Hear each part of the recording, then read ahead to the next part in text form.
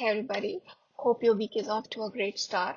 And as we have been talking about the 5 C's of marketing for situational analysis, today it's the turn for the third C of the 5 C's, which is competitors. And as I shared earlier, the framework which you can use for doing competitive analysis or industry analysis in general is Porter's 5 Forces framework. This is a complicated framework, so the application of Porter's 5 Forces is not very straightforward. Hence, what I'm going to do today is to walk you through the application of this framework, and in my future video, I'm going to walk you through an example with the application of each step in the framework. So let's look at the Porter's 5 Forces framework and how do you apply it. So you begin by identifying the industry. So which industry are you going to operate in? That identification is key because everything else is going to depend on your industry identification.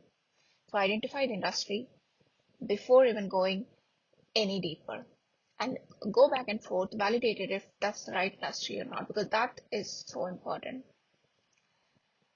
After that, we will come at looking individually at each of the 5 forces. So who are the entrants? For example, who could be the potential entrants if you launch a product or service in a market? Who could be your suppliers? Who could be your buyers?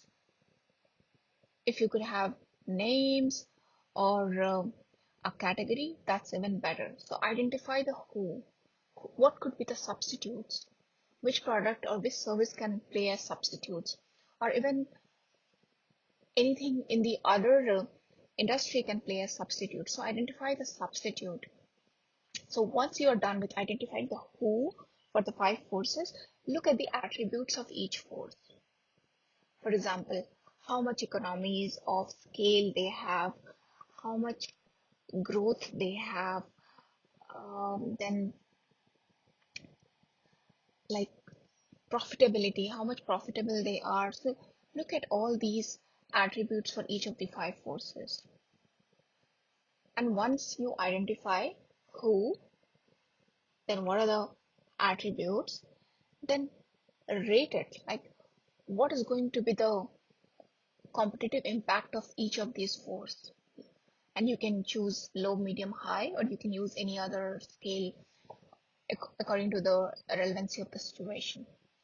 And once you have done this individual analysis of 5 forces, then you come to the next step where you look at the 5 forces under a combined scope.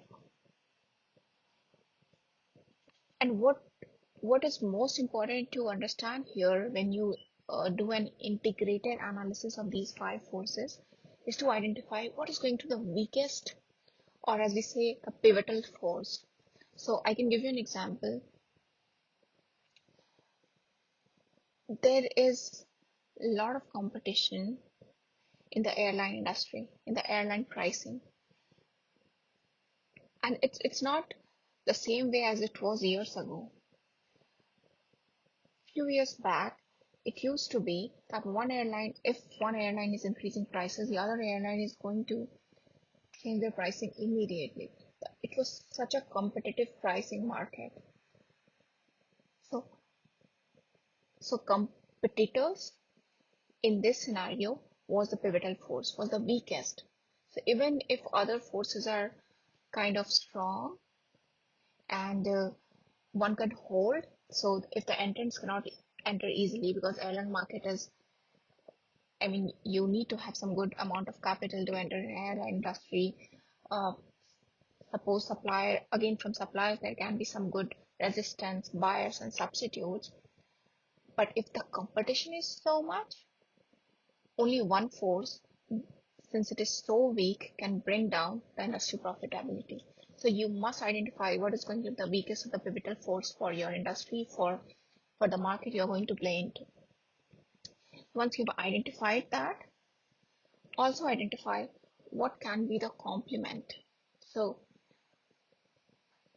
complements is sometimes called as a sixth force in Porter's 5 forces because In some situations, for example, since we are talking about the airline industry, let's continue with that. So in an airline industry, what can be the complement? The complement could be providing hotel stay, providing rental cars. So these things can be complementary to your airline industry. But again, you have to understand whether that's going to be a competitive play or it's going to be a collaborative play. Some, for example, in airline industry, it's going to be a collaborative play. In many industries, it's going to be a competitive play from the joint value of the two, uh, like the main force and the sixth force, like the pivotal force and the sixth force. So you have to look at that integration together. Finally, the last step, we have to understand what is going to be the dynamic factor. So if you just do the Porter's five forces analysis and kind of try to run with that, it's okay for a short term, but over a longer period of time, it's not going to hold. Why? Because in the macro environment, there are always changes going on. There can be new regulations, um, there can be social changes, there can be environmental changes, there can be a lot of things which can play a role for your specific industry, for your specific market. So you have to analyze the dynamicity of the environment on a periodic basis. Also, try to understand what's the life cycle of that industry. How is the how long it takes to grow? What's the how long you can continue that growth, sustain that growth, and when does the decline happen? How long is the period? So you need to understand the life cycle.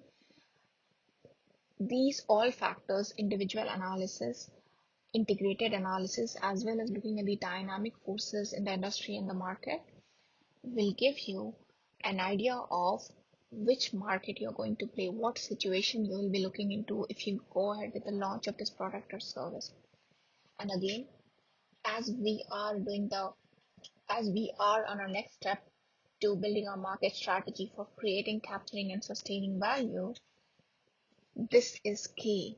Fortis 5 forces can be instrumental in helping you assess the situation or the market in which you're going to play.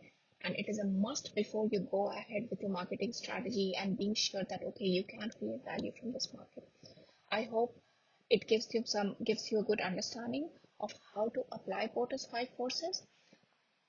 In my next video, what I'm going to do, I'll pick an example and apply all these three steps on it to kind of provide more clarity and understanding of this framework.